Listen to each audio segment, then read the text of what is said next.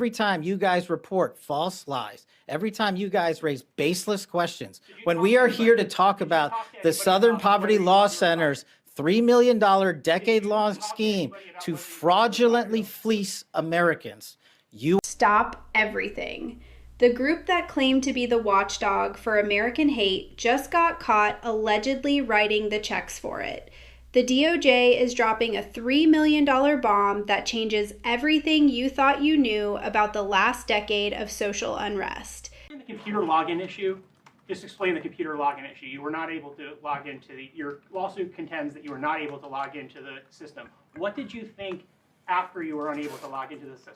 Let's have a survey. How many of you people believe that's true? Hang on. Did you communicate? You asked the question. Let me answer it. No, let me.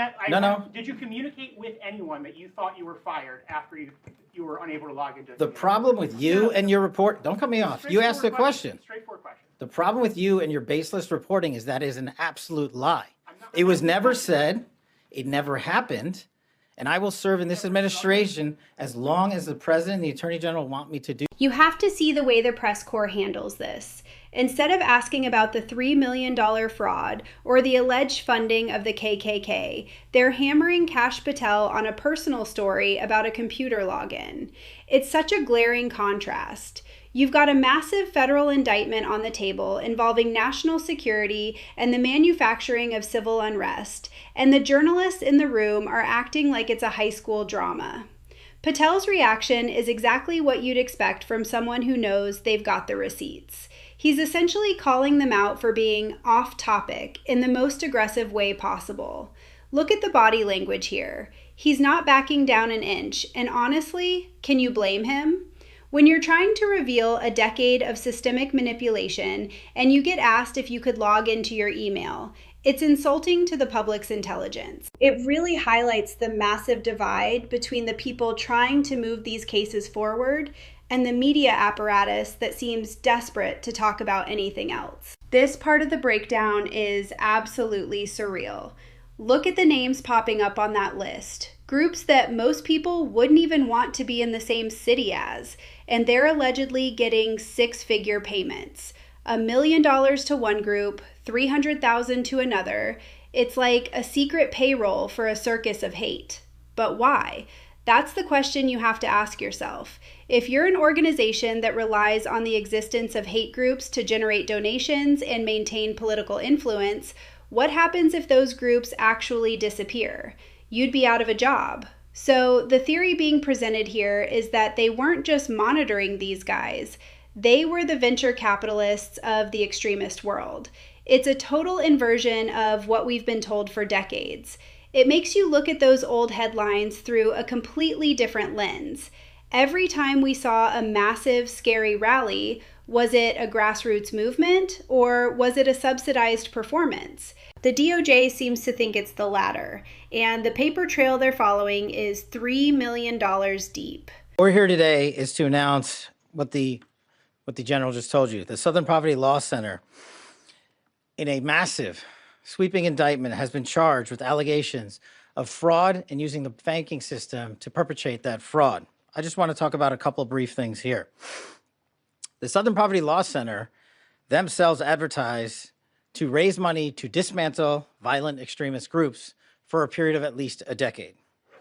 They use their donor network. Check out how direct Kash Patel is being here. He's not just dropping a hint, he's laying out a decade-long scheme where the very group that's supposed to be the watchdog for hate speech is allegedly writing checks to the people they're warning us about.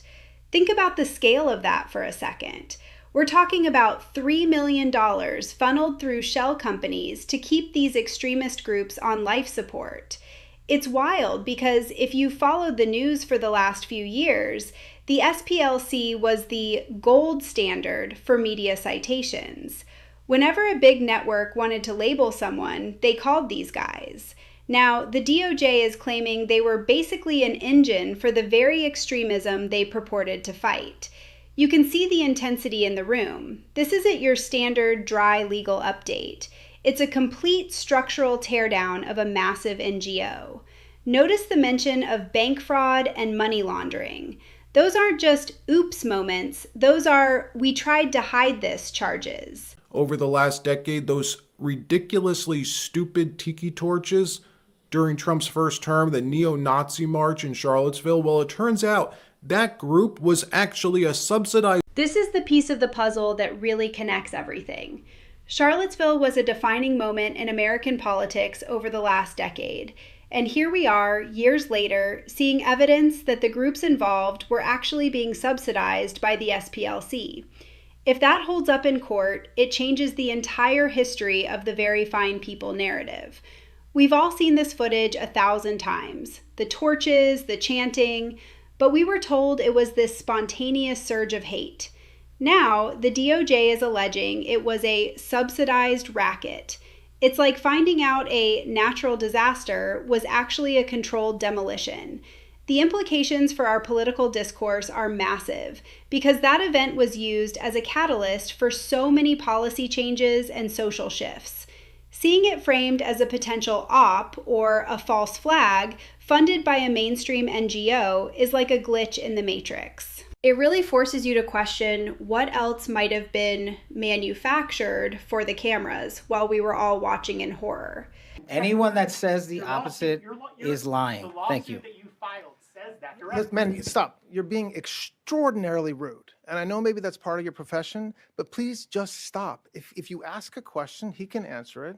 And then wait, now you're interrupting me. Like, just a little bit of respect, man. Look at this final shutdown. Patel calls out the reporter for being extraordinarily rude and literally tells them to try a little bit of respect sometime. This isn't just about bad manners. It's about the media trying to hijack the narrative to protect a group that has been their primary source for years. If the SPLC falls, a huge chunk of the media's hate watch infrastructure collapses with it. That's why you see this level of hostility in the room. They aren't just reporting the news, they're fighting for their own credibility. The fact that the DOJ is moving forward with these charges despite the media pushback is a massive signal that the wind is changing. Whether you love or hate the people on that stage, you can't deny that a $3 million paper trail to neo-Nazi groups is something every single journalist should be digging into. Instead, they're arguing about login screens. It's a masterclass in deflection, and Patel isn't letting them get away with it. This is just the tip of the iceberg. If the SPLC was funding these groups, who else is on the payroll? Drop a comment below with your thoughts and subscribe for the full breakdown of the upcoming trial.